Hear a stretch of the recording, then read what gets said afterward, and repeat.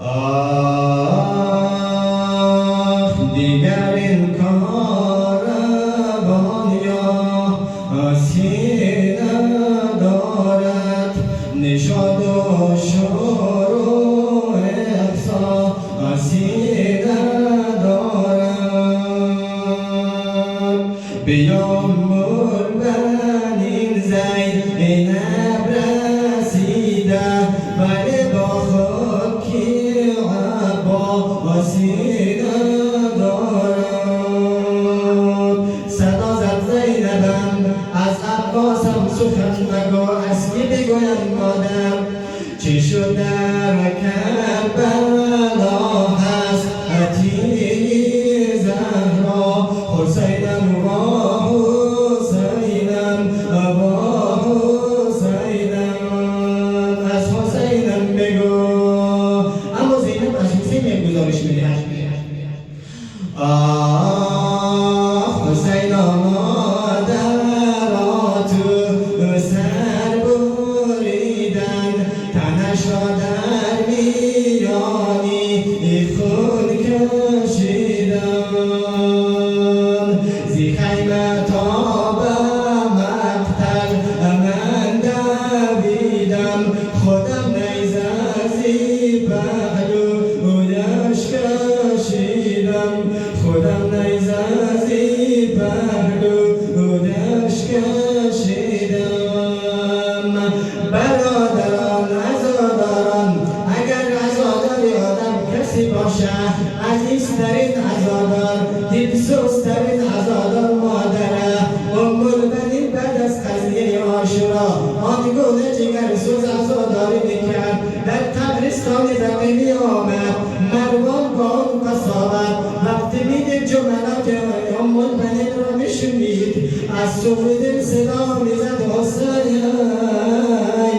حسین قبرستان بقیع صورت 4 تا قبر را درست میکرد گاهی میان یک قبر میرفت گاهی میان یک قبر صدا میزد عباس مادر من کربلا نبودم اما شنیدم دستهایت را بریدن شنیدم عمود به فرقت زدن اما من برای شما با گریه نمی کنم من برای شما به سر و صورت نمی زنم من برای کسی گریه می کنم که در کربلا مادر نداشت من برای حسینم گریه می کنم بگم بیبی جان خوش راه شما کربلا نبودید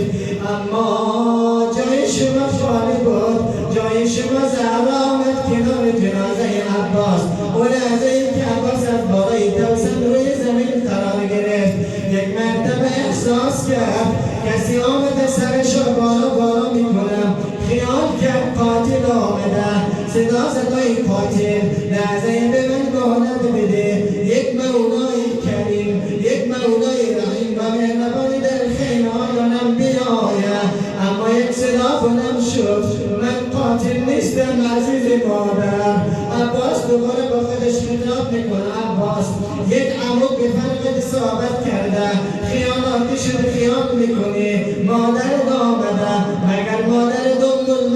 ام البنین مدینه نبود اما صدا رساتر بلند شد درسته ام البنین مدینه بود اما من مادرم زهرایم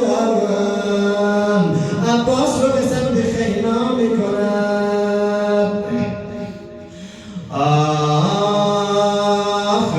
ای برادر جان حسین به دست و دور صحرا شدم با خوشنما باشد که من فرزندی به زهرا شدم حسین سوار بر ذوالجلال می شود خودش را بالای جنازه عباس آورد اما همه شهدای خیمگاه بود جز جنازه ابوالفضل چرا دو علت دارد علت اول همینه هر عضوی از عباس که من می داشت عضو دیگر روی زمین می ماند علت دوم اینه عباس وصیت کرد مولا جان حسین من برای اطفالت وعده آب داده بودم برای علی اصغر وعده آب داده بودم اما مرا به خیمه مبر از اطفال تو خجالت میکشم شام آه مبر خیمه مرای شاهی خوبان خجال همه